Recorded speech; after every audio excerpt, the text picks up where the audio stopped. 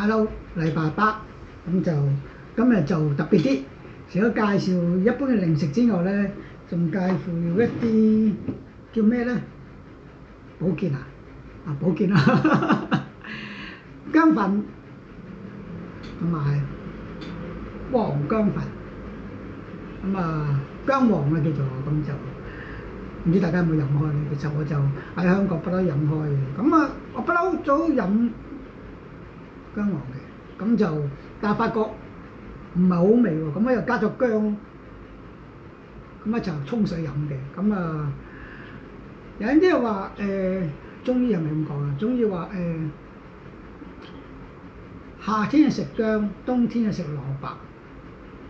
咁有啲人講咦，咁冬天咪唔可以食薑咯？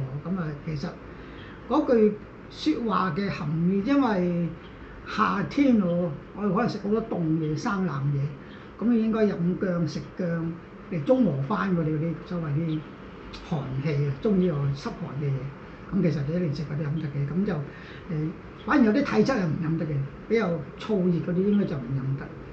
但係我就都常飲嘅，咁喺台灣都試過好多隻牌子。因為我就近時咧去幫襯兩個老人家，咁佢自己種自己磨，咁開間好類似雜貨店咁，有好多啲自己加工嘅，譬如醃製啲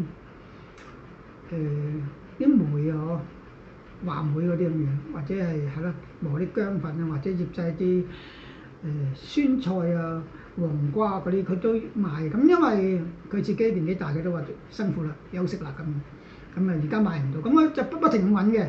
喺網路買過，咁就今日就其實喺樓下啫，一間見我健康食品嘅鋪頭，咁而家無聊走去逛下，咦有薑粉賣喎，咁據嗰個店家講，佢哋係專賣健康食物嘅，即係organic啦，即係唔係啲所以比較貴嘅，咁又試下啦。咁佢講到就天南地北啫咁，咁試下。如果大家喺香港買咗薑粉又驚，因為大陸出嘅九成都係大陸嘅，咁就又驚成分唔天然或者有啲農藥嘅，咁就可以試下嘅。咁呢個薑黃其實我飲咗都幾耐㗎，因為你見我都開咗封㗎啦。咁我認識一個朋友，佢帶我去彰化，另外一個朋友專賣薑黃，佢真係成個山頭去種緊呢樣嘢嘅。咁自己整就覺得佢就每朝去揸部車周圍走勻全台灣啲街市度賣嘅，咁就我呢間就唔使錢嘅。因為佢每次收我錢，因為佢識咗朋友好熟嘅個朋友，咁但係佢帶我落，咁就唔會收嗰個朋友錢，咁就所以我就唔使錢就攞翻去，幾好嘅，真係幾好嘅。我去試過覺得好味先，咦，不如我幫襯買樽咁，佢又唔會收錢就如果大家要嘅可以揾佢幫襯買咗翻嚟。咁如果有飲開嘅，其實幾好㗎，薑黃真係幾好。呢個薑黃我就同喺香港飲嘅真係唔同味道嘅，佢淡出嚟咧就唔會確喉嘅。我覺得因為佢而家我咁浸飲我都覺得好味嘅，浸開水啊。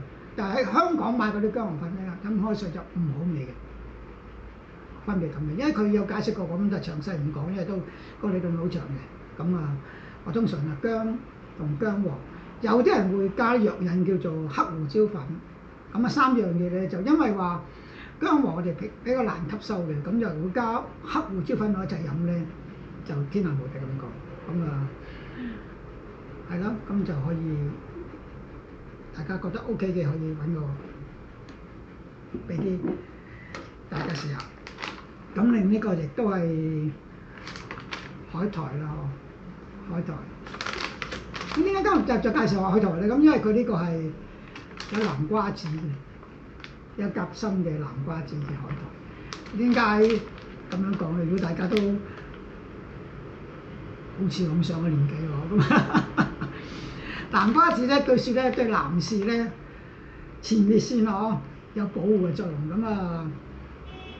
應該男人都食下嘅，有啲保護嘅作用啊。咁大家知啊，男人上咗年紀，前列腺都要保養保護一下。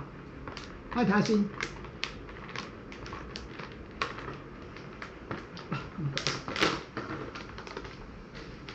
係咯，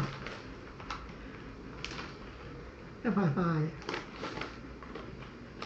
倒出俾大家睇。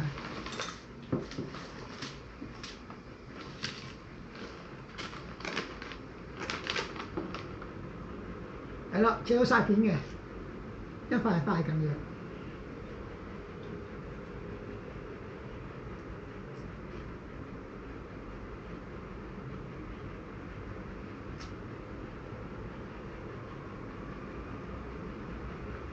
好似話，因為好多時候想食，我哋食紫菜啊、海苔，都要加種味嘅，譬如加鹽啊，加啲辣椒粉啊，或者加其他味道嘅粉落去，咁即係又食到，我感覺就唔一樣。呢種就食到佢原味，佢冇添加嘅，全素，咁就冇加味，冇加鹽，冇加成，原味。咁嗰度講就紫菜咧就唔係台灣嘅，係韓國入口嘅。咁製造就喺台灣做嘅，咁即係加工啦，喺台灣加工，其實好多嘅。你都知道台灣其實係 OEM 王國啦，乜鬼嘢都可以 OEM 嘅。你諗得到或者諗唔到嘅都可以幫佢做 OEM 咁。90%嘅台灣好多嘢嘅，台灣都好多係一啲研發咯，研發出嚟咧就唔會自己開工廠㗎嘛，咁就俾條方便話俾工廠幫佢做，咁啊代工生產咯，好多嘅好多嘅。即係諗得到或者諗唔到嘅都會有，因為代工嘅。咁啊全素啦，呢個就講明係完全冇添加，咁就係食咗個天然嗰種，即係少少腥味咁講。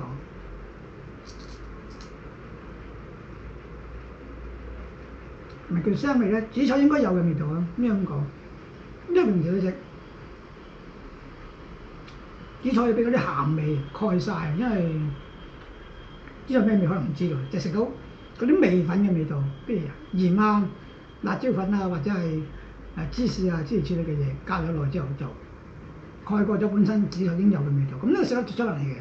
咁啊南瓜子其實就冇乜味嘅，咁就好似食瓜子咯，過年咯，過年食瓜子咁樣，其實冇味道。不過你好多得嘢係中意食。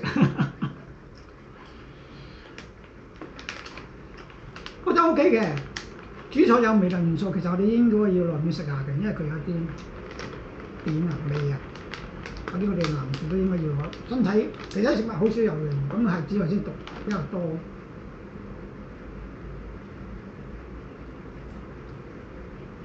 或者有人會問我，紫菜同埋海苔係咪同一樣嘢？其實同你講，同科唔同種咯。係。可以講兩樣嘢，又可以講一樣，因為佢同係種嚟，同係種嚟嘅，咁就係啦，咁就科嚟咁講，咁就 OK 嘅。咁啊佢有幾種味道嘅，咁有南瓜子有原味啦，原味即係冇夾心嘅，我就自己寄相出嚟俾大家睇下，如果覺得想食嘅就揾。